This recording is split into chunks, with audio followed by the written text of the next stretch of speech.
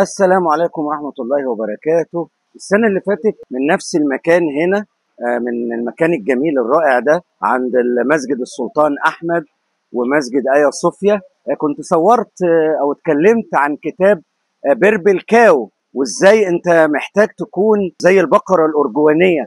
لو الناس جت وقالت إن في شفنا بقرة أرجوانية أو بيربل كاو في مكان معين، أكيد هيبقى شيء طبعا ملفت للنظر، والناس كلها تحب تروح وتشوف ايه موضوع البقرة ده وتتصور معاها. حاجة طبعا حاجة نادرة. برضو نفس الكلام، انا كإنسان محتاج ان انا اكون بيربل كاو.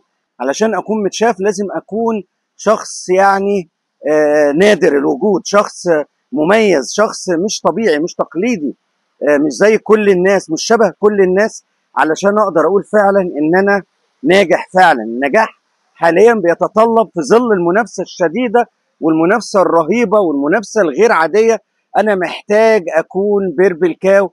يعني حسب كلام سيس جودن في كتاب بيربل كاو، ما ينفعش ان انا اركز على الاعلانات الابداعيه لمنتج عادي.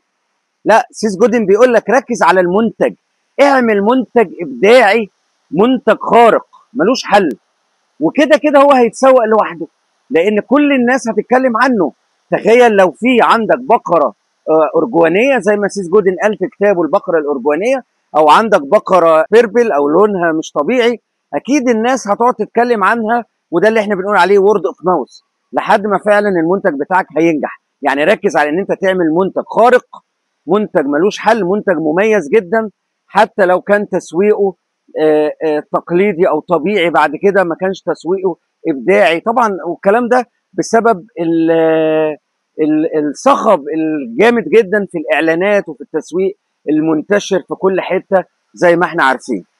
فهو ده المقصود. احنا طبعا يمكن دايما بنقول ان التسويق بيسبق الانتاج. يعني انا ببدا تسويق، انا ببدا اشتغل تسويق قبل حتى ما انتج المنتج بتاعي.